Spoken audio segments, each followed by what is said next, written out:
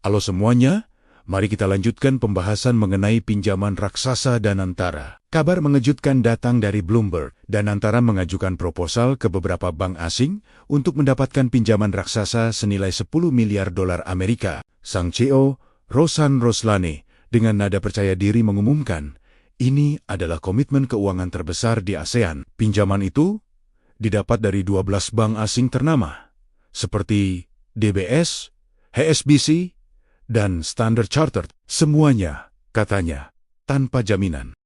Tapi, ada yang mencurigakan. 3 miliar pertama atau hampir 50 triliun rupiah langsung mengalir ke proyek kimia Chandra Asri, perusahaan milik konglomerat Prajogo Pangestu.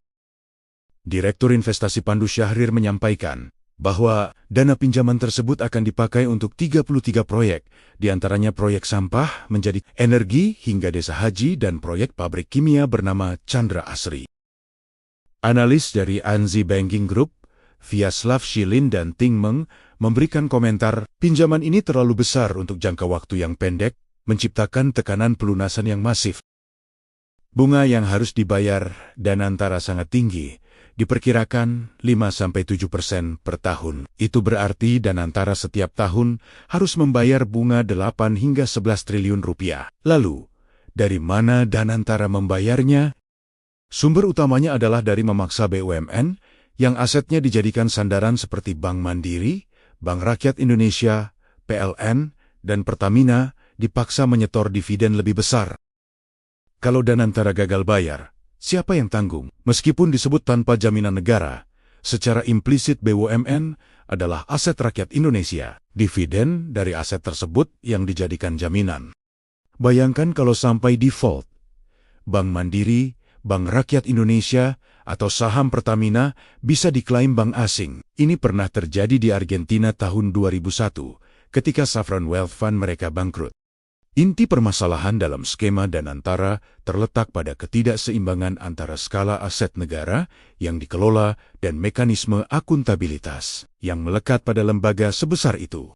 Dengan mandat mengelola aset lebih dari 1 triliun dolar, Danantara seharusnya menjadi instrumen strategis untuk memperkuat ketahanan ekonomi nasional. Keputusan untuk membangun fondasi pertumbuhan perusahaan melalui pinjaman falas jangka pendek dalam jumlah masif adalah langkah yang ugal-ugalan yang tidak selaras dengan prinsip kehati-hatian fiskal. Namun, desain kelembagaan yang sejak awal menunjukkan absennya standar transparansi dan pengawasan yang kuat dan sistematis, sesuai dengan besarnya kekuasaan finansial yang diberikan.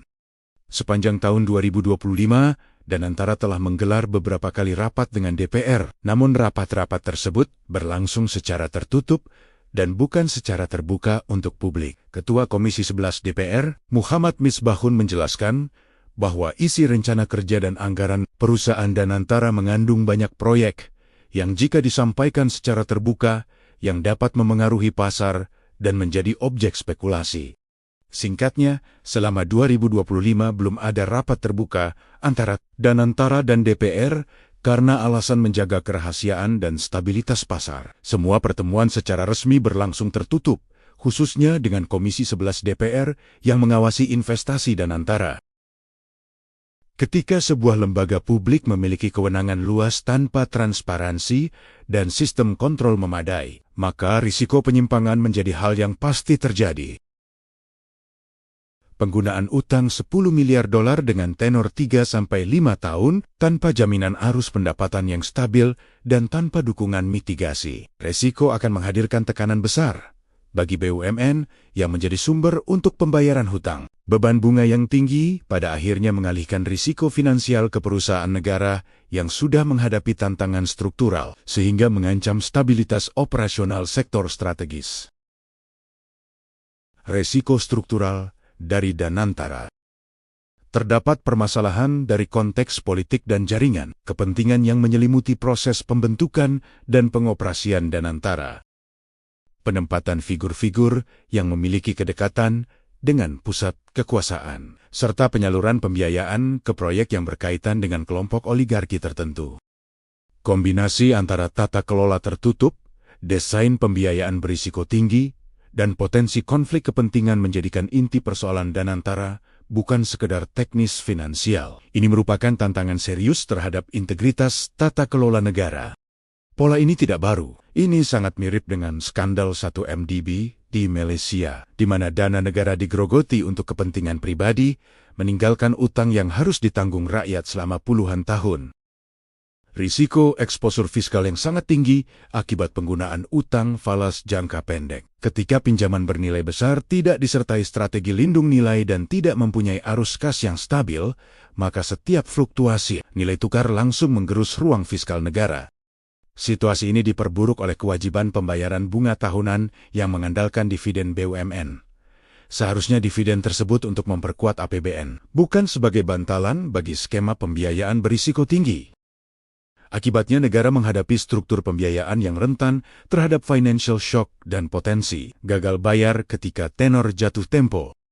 Risiko struktural berkaitan dengan kerangka tata kelola yang terfragmentasi dan tidak diawasi secara efektif. Ketika entitas dengan aset lebih dari $1 triliun dikecualikan dari audit lembaga, negara, dan tidak diwajibkan mempublikasikan laporan terperinci, maka seluruh sistem pengawasan publik berada dalam keadaan lumpuh. Situasi ini menimbulkan pengawasan yang vakum, sehingga mudah dimanfaatkan pihak internal maupun eksternal untuk melakukan penempatan modal secara tidak akuntabel. Tanpa standar transparansi yang jelas, risiko penyimpangan meningkat dan kualitas pengambilan keputusan finansial mengalami degradasi yang signifikan. Risiko struktural berikutnya adalah potensi terjadinya distorsi pasar akibat penyaluran dana dan antara ke proyek-proyek yang tidak melalui kajian kelayakan. Ketika keputusan investasi dipengaruhi oleh kedekatan politik atau tekanan kepentingan, maka alokasi modal publik menjadi tidak efisien dan mengarah pada misallocation of resources. Dampaknya, sektor-sektor yang seharusnya mendapat prioritas dapat terpinggirkan, sementara perusahaan yang sudah rapuh justru menerima aliran dana besar tanpa justifikasi ekonomi.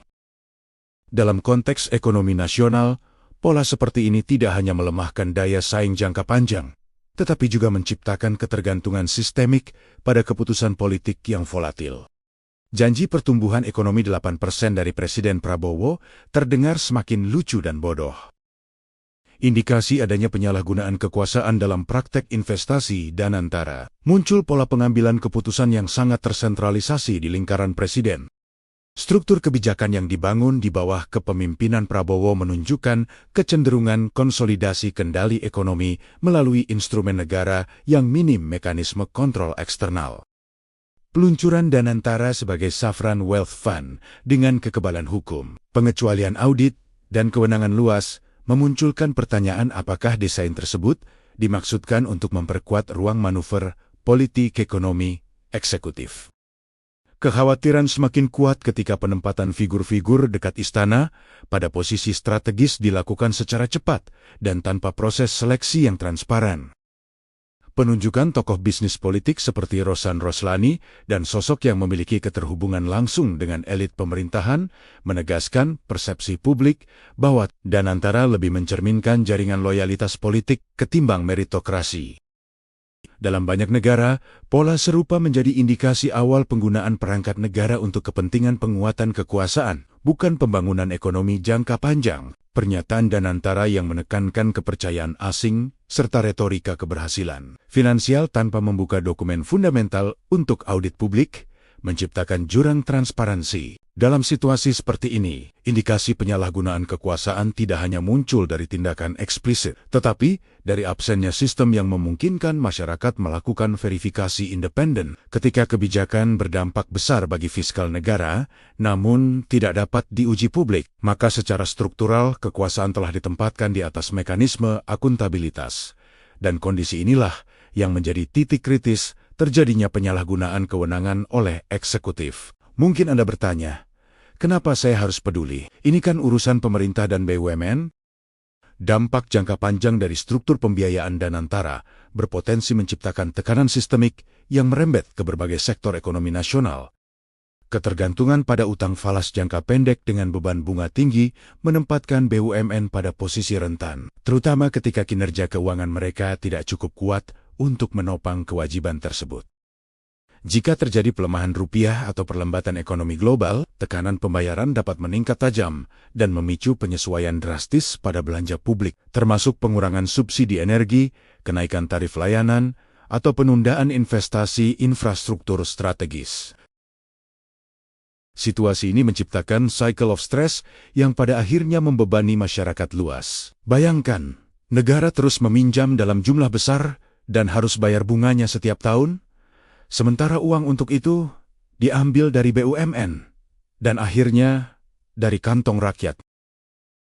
Ketika biaya-biaya naik dan subsidi dipotong, masyarakat mulai merasakan efeknya. Listrik jadi lebih mahal, harga BBM naik, tiket pesawat makin tidak terjangkau, dan layanan publik makin tipis. Dalam waktu panjang, hal ini dapat mempersempit ruang gerak pemerintah dalam menjaga stabilitas makroekonomi, mendorong pertumbuhan, dan melindungi sektor-sektor publik yang vital. Ketika pondasi pendanaan negara tergerus oleh skema berisiko tinggi, struktur ekonomi nasional dapat kehilangan ketahanan, dan ketergantungan pada arus modal asing menjadi semakin besar. Ini menciptakan kerentanan kondisi ekonomi jangka panjang yang sulit dipulihkan. Mengembalikan Danantara pada prinsip dasar akuntabilitas publik. Lembaga sebesar ini tidak boleh beroperasi di luar jangkauan audit negara. Karena itu, pengawasan oleh BPK harus diwajibkan kembali. Begitu pula kewajiban publikasi laporan keuangan secara berkala. Transparansi ini penting bukan hanya untuk mencegah penyimpangan, tetapi juga untuk memastikan bahwa keputusan investasi dapat diuji oleh publik dan para pemangku kepentingan. Dengan membuka akses informasi, pemerintah dapat memulihkan kepercayaan masyarakat, serta menunjukkan bahwa pengelolaan aset negara berjalan sesuai mandat dan bukan untuk kepentingan kelompok tertentu. Penataan ulang struktur pengambilan keputusan di Danantara, terutama pada posisi-posisi strategis, rekrutmen pimpinan dan dewan pengawas harus dilakukan melalui proses seleksi terbuka dengan kriteria profesional yang ketat, bukan melalui jaringan kedekatan politik. Dengan memperkuat meritokrasi, risiko konflik kepentingan dapat ditekan, dan keputusan investasi menjadi lebih objektif serta sejalan dengan kebutuhan pembangunan nasional. Mekanisme uji kelayakan oleh DPR juga perlu diperkuat untuk memastikan bahwa setiap figur yang menduduki jabatan strategis memiliki integritas dan kompetensi. Pemerintah perlu membatasi penggunaan utang jangka pendek berdenominasi falas dan menggantinya dengan sumber pendanaan yang lebih aman, berjangka panjang, dan sesuai dengan toleransi risiko negara. Penguatan batasan internal seperti debt ceiling untuk lembaga ini, serta kewajiban konsultasi dengan otoritas fiskal sebelum mengeluarkan instrumen pembiayaan baru. Ini untuk memastikan bahwa Danantara tidak kembali menciptakan tekanan likuiditas yang membahayakan BUMN maupun APBN. Kerangka manajemen risiko juga perlu diperbarui, termasuk kewajiban lindung nilai untuk mengurangi dampak pelemahan rupiah.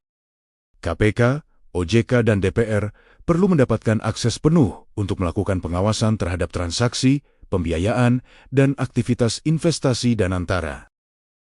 Selain itu, keterlibatan masyarakat sipil dan akademisi dalam mekanisme uji publik dapat menjadi penyeimbang terhadap potensi penyalahgunaan kekuasaan.